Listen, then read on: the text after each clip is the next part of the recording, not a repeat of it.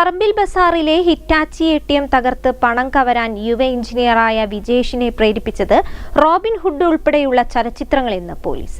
സിനിമയിൽ നായകൻ ധരിച്ചിരുന്ന പോലെ കറുപ്പ് ഫുൾ കൈ ഷർട്ടും കറുപ്പ് പാന്റും കറുപ്പ് ബാഗും തലയിലും മുഖത്തും മഫ്ലറും ധരിച്ചാണ് വിജേഷ് കവർച്ചയ്ക്ക് എത്തിയതെന്ന് അന്വേഷണ സംഘം കണ്ടെത്തി.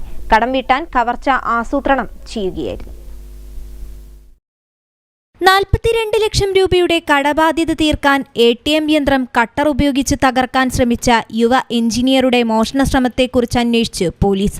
റോബിൻ ഹുഡ് ഉൾപ്പെടെയുള്ള ചലച്ചിത്രങ്ങളാണ് പ്രതി വിജേഷ് മോഷണത്തിനായി അനുകരിച്ചതെന്നാണ് കണ്ടെത്തൽ. സിനിമയിൽ നായകൻ ധരിച്ചിരുന്ന പോലെ കറുപ്പ് ഫുൾ കൈ ഷർട്ടും കറുപ്പ് പാന്റും കറുപ്പ് ബാഗും തലയിലും മുഖത്തും മഫ്ലറും ധരിച്ചാണ് വിജേഷ് കവർച്ചയ്ക്കെത്തിയതെന്ന് അന്വേഷണ സംഘം. കടം വീട്ടാൻ കവർച്ച ആസൂത്രണം ചെയ്യുകയായിരുന്നു. പോളിടെക്നിക്കിൽ നിന്ന് ഡിപ്ലോമ നേടിയ ശേഷമാണ് ലാറ്ററൽ എൻട്രി മുഖേന കോട്ടയത്തെ എഞ്ചിനീയറിംഗ് കോളേജിൽ കമ്പ്യൂട്ടർ സയൻസ് എഞ്ചിനീയറിംഗിന് ചേർന്നത്. മുഴുവൻ വിഷയങ്ങളും പാസ്സാകാത്തതിനെ തുടർന്ന് കോഴിക്കോട് NITയിൽ കമ്പ്യൂട്ടർ ലാബ് അസിസ്റ്റന്റായി കരാർ ജോലിയിൽ പ്രവേശിച്ചു. തുടർന്ന് ആരോഗ്യ ഇൻഷുറൻസ് രജിസ്ട്രേഷന്റെ ട്രെയിനറായും ഇലക്ട്രിക്കൽ ഷോപ്പിലും ജോലി ചെയ്ത ശേഷമാണ് ഒമാനിൽ ജോലി ലഭിച്ച് പോയത്.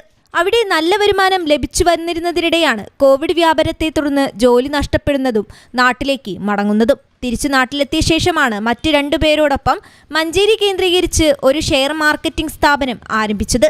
ഇതിൽ നിന്നെല്ലാം ലഭിച്ച വരുമാനങ്ങളൊന്നും കടം വീട്ടാൻ പര്യാപ്തമല്ലാതായി വന്നതോടെ റിയൽ എസ്റ്റേറ്റിലേക്ക് കടന്നു. അതിലൂടെയും നഷ്ടങ്ങൾ മാത്രമുണ്ടായതോടെ വീടും പണയത്തിലായി. പണമുണ്ടാക്കാൻ പല വഴികളും നോക്കി. അവയെല്ലാം പരാജയപ്പെട്ടതിനെ തുടർന്നാണ് ATM കവർച്ചയിലെത്തിയത്. ഏത് ATM എന്നുറപ്പിക്കാൻ കോഴിക്കോടിന്റെ തിരക്കൊഴിഞ്ഞ പ്രദേശങ്ങളിലൂടെ ധാരാളം യാത്ര നടത്തി. എങ്ങനെ ATM തകർക്കാമെന്നത് മനസ്സിലാക്കാൻ യൂട്യൂബ് വീഡിയോകളെ ആശ്രയിച്ചു. ഇതിനുള്ള ഉപകരണങ്ങൾ ഓൺലൈനിലൂടെ വരുത്തി. ഡമ്മി ലോക്കറിന്റെ തകിട് മുറിച്ച് പരിശീലിക്കുകയും ചെയ്തു. നൈറ്റ് പെട്രോളിംഗ് നടത്തുകയായിരുന്ന പോലീസ് സംഘമാണ് അതിസാഹസികമായി വിജേഷിനെ കീഴ്പ്പെടുത്തുന്നത്. അറസ്റ്റ് രേഖപ്പെടുത്തിയ പ്രതിയെ വ്യാഴാഴ്ച സന്ധ്യയോടെ ജുഡീഷ്യൽ 1ാം ക്ലാസ് മജിസ്ട്രേറ്റിന് മുൻപാകെ ഹാജരാക്കി. News bureau, Kozhikode.